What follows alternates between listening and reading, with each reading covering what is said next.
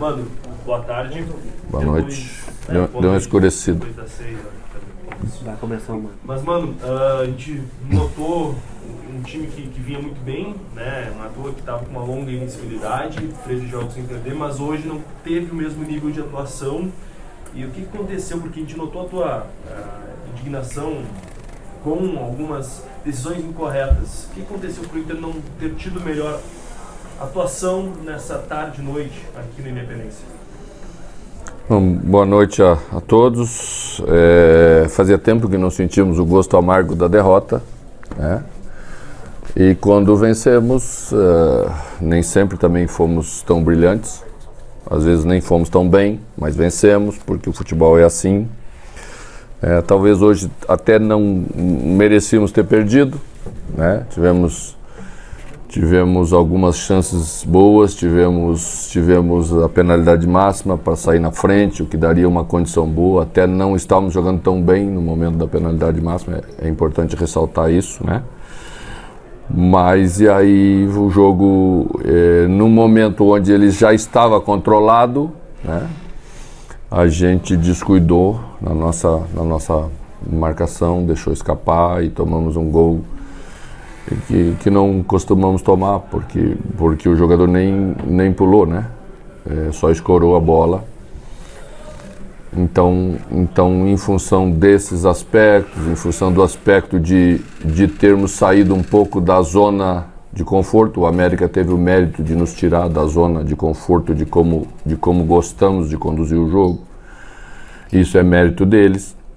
O jogo ficou mais disputado, o jogo ficou mais físico, o jogo foi de bola mais alta, principalmente no meio-campo, foi de uma marcação um pouquinho mais apertada, né?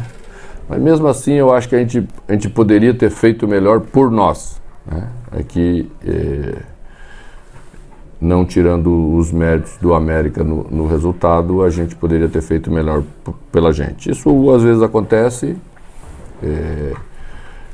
Às vezes você não joga tão bem, às vezes as coisas não funcionam tão bem, às vezes as coisas não funcionam como você imagina. Acho que a gente teve uma dificuldade no primeiro tempo de ter jogado por um lado só do campo. Nós jogamos pelo lado esquerdo, não conseguimos construir nada pela direita, não posicionamos adequadamente para tentar construir pela direita. Segundo tempo já equilibramos, sim, equilibramos. E aí passamos a ter um pouco mais de equilíbrio de equipe. Mas não foi o suficiente para a gente construir um resultado melhor e temos que aceitar, saber que é assim e nos preparar já para daqui a 3 dias responder diferente contra um adversário que tem muita qualidade e que sabemos, né? O jogo contra o América foi um jogo parelho aqui, como talvez tenha sido parelho lá, porque foi decidido no último lance, a gente não pode esquecer, né? E é assim que é. Tem que respeitar e aceitar. Mano, boa noite. O quanto você teme, afinal o Inter já tem a classificação direta assegurada para a Libertadores, hoje o resultado acabou decretando o Palmeiras matematicamente campeão. O Inter tem um jogo sábado, num horário ruim, 9 da noite, contra o Atlético Paranaense, o que naturalmente já esvaziaria, né, o jogo, mas até de forma inconsciente, quando se tem, né, apenas o objetivo de uma vice-colocação que pode ser perdida hoje, caso o Flamengo vença. Quando você teve essa desmobilização meio que natural do torcedor e do ambiente do Inter até o final do ano? Bom, o torcedor pode, né, achar menos importante a segunda colocação do campeonato. Nós não achamos. Nós vamos lutar pela melhor colocação depois de que não conseguimos disputar até o final o título com o Palmeiras, né? A nossa campanha é uma campanha boa, de segundo turno, muito boa, eu diria, e nosso objetivo é terminar da forma como viemos até aqui, né? Temos que tirar os ensinamentos quando se perde, quando não consegue fazer um resultado assim. Hoje aconteceram bastante coisas importantes para a gente tirar como lição de ajustes que temos que fazer, né? Às vezes o jogo ficou exigindo um pouco mais de equilíbrio, um pouco mais de sentar o jogo um pouquinho, ter um pouquinho mais de paciência para construir. E isso é uma coisa que a equipe vai se formando e vai aprendendo Jogos como esse sempre vão existir, jogos com essa característica, então nós temos que estar preparados para eles. Nem sempre o jogo vai ser conduzido como a gente quer, né? O adversário tem os méritos dele e hoje ele vai servir de aprendizado para a gente, mas não vamos deixar de ter o interesse pelo campeonato até a última rodada. Falando ainda sobre hoje, você contava com o mercado e apostou com o Moledo, né? A zaga praticamente quase todo o campeonato até a lesão tinha um mercado ao lado do próprio Vitão.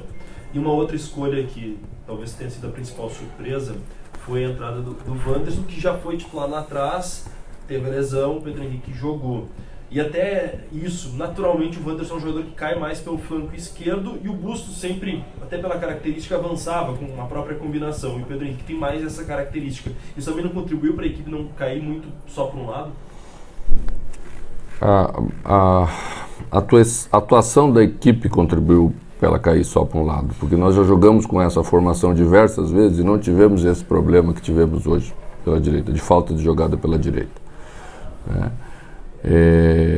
Segundo tempo, com a presença do Maurício, um pouco mais meia, né, e que tem a capacidade de fazer flanco, claro que melhorou, mas Maurício ainda vem vindo de uma situação que merecia um pouco mais de cuidado, então a gente optou por isso.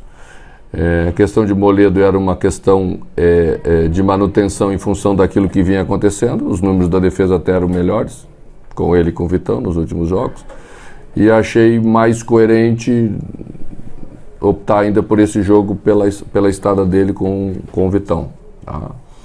E também dá um condicionamento melhor para o mercado, é um jogador importantíssimo, não queríamos correr nenhum tipo de risco. Talvez na próxima partida possa aparecer mercado novamente, até orientei para a gente tomar um terceiro cartão amarelo, mas não deu tempo, o jogo foi muito... né? E aí já naturalmente faria a condução para ter todos os jogadores à disposição também nos outros jogos, que é o que a gente quer ter. A questão de Pedro e Wanderson é uma questão de tornar a equipe mais completa dentro de algumas avaliações que a gente tem. Pedro tem uma jogada muito forte individual.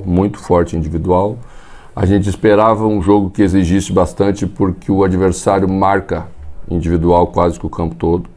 Então nós já imaginávamos um pouco de dificuldade de exigência de jogo mais coletivo. Tá? Por isso que iniciei com o Wanderson, mas nós temos aí 3 jogos em 9 dias. Então certamente alguns jogadores vão estar, outros também, de um jogo para outro jogo. E todos eles têm capacidade de estar aí. Não é por causa da derrota que a gente vai imaginar que seja por isso. Mano, quando você chegou, o Inter vinha de eliminações doídas, né, na Copa do Brasil, no Campeonato Gaúcho. Você chegou e acabou ajustando, teve, na Sul-Americana, onde o Inter teve um tropeço importante. Mas o que fica, né, acho que quase como unânime, é a projeção de uma temporada 23 começando melhor e com uma Libertadores pela frente. A gente imagina que o grupo vai ter acréscimos de qualidade, mas dentro desse grupo, e o Inter como um todo, você, a diretoria fala que é o principal trunfo, a manutenção de boa parte do grupo. Deste grupo, qual é o principal aprendizado que fica esse segundo semestre para a próxima temporada, em especial visando a Libertadores? O maior aprendizado é que o trabalho consistente faz uma equipe crescer. Independentemente se você tem, quase ninguém tem a possibilidade de fazer toda hora grandes contratações milionárias, né? Então nós temos que encontrar perfil de jogadores que venham e que agregue-se a esses jogadores, sempre pensando numa ideia de construir trabalho consistente no dia a dia, aquele trabalho que não aparece muito, mas que realmente dá resultado. Esse vai ser o Inter de 2023, estamos trabalhando nessa linha, acreditamos nessa linha e penso que ela vai dar ao torcedor uma confiança de poder ver muito mais vezes aquilo que se viu no segundo semestre. Quando a gente sabe da importância tática, você já explicou em outros momentos do próprio alemão, né? Ele não vem enfrentando talvez a melhor fase artilheira, né? Tem um jejum de 7 partidas, mas ele contribui, ele tenta brigar, disputar. O Brian Romero é um outro jogador que também tem algumas características distintas. Você já definiu ele, acho que lá em Fortaleza, que é um jogador que busca mais o espaço. O Mikael teve esse problema da lesão, mas enfrentou outros problemas anteriormente. A função de centroavante para 2023, já pensando na montagem do elenco, está nas alternativas buscar mais um jogador? Eu te pergunto já de um nome que a gente tem especulado nos últimos dias, de Leandro Damião. Te agrada? O retorno, já trabalhou com ele? Olha, a gente não vai especular. Vocês podem especular. Nós não. Não tem sentido nenhum a gente ficar apontando isso, ou nós vamos em direção a essa posição. Não vai ser assim que vamos trabalhar. Tá? Respeito o trabalho de vocês, acho que é pertinente vocês buscar alternativas, indicar, ver o que o torcedor pensa, é assim que funciona, mas nós temos que trabalhar de outra maneira e vamos trabalhar de outra maneira, e isso vai valer para todas as posições. E também não vou comentar o nome das especulações, porque não acho nem justo a gente estar envolvendo a minha opinião sobre o que eu penso desse ou daquele. Quando nós contratarmos, certamente eu vou dar a minha opinião para vocês, a opinião para o torcedor, daquilo que eu penso sobre o jogador que está chegando. Acho mais correto. Quando você trocou no intervalo do Edenilson, acho que em virtude da pancada que ele recebeu no tornozelo no último lance do primeiro tempo. Queria te perguntar se você já tem algum diagnóstico em relação a esse jogador, se ele preocupa para o jogo do sábado e você confirmou o mercado, enfim, é uma tendência do mercado jogar na vaga do Moledo contra o Atlético. Isso equivale ao Maurício também, caso o Edenilson não tenha condições de jogo? Vamos ver, vamos trabalhar. A gente não tem informação nenhuma sobre a situação de Edenilson ainda. A gente já fez vários jogos com 2 meias, você sabe disso, né? E entre eles estavam Maurício e Alan Patrick.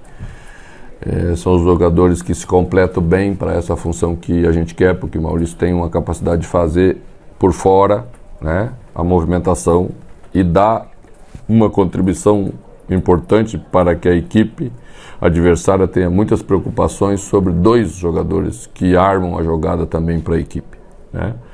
Alan Patrick um pouco mais armador, Maurício um pouco mais meia atacante. Então é isso que provavelmente vamos estudar, porque agora a pequena lesão que o Maurício teve no joelho sempre fica um pouquinho de resquício. Quem já teve, quem sabe como sabe que isso ainda incomoda um pouquinho em termos de sensibilidade, mas hoje já foi importante. A primeira vez que entrou, 45 minutos, entrou bem. Então acho que podemos ter a garantia de pensar nessa possibilidade, mas por enquanto é uma possibilidade.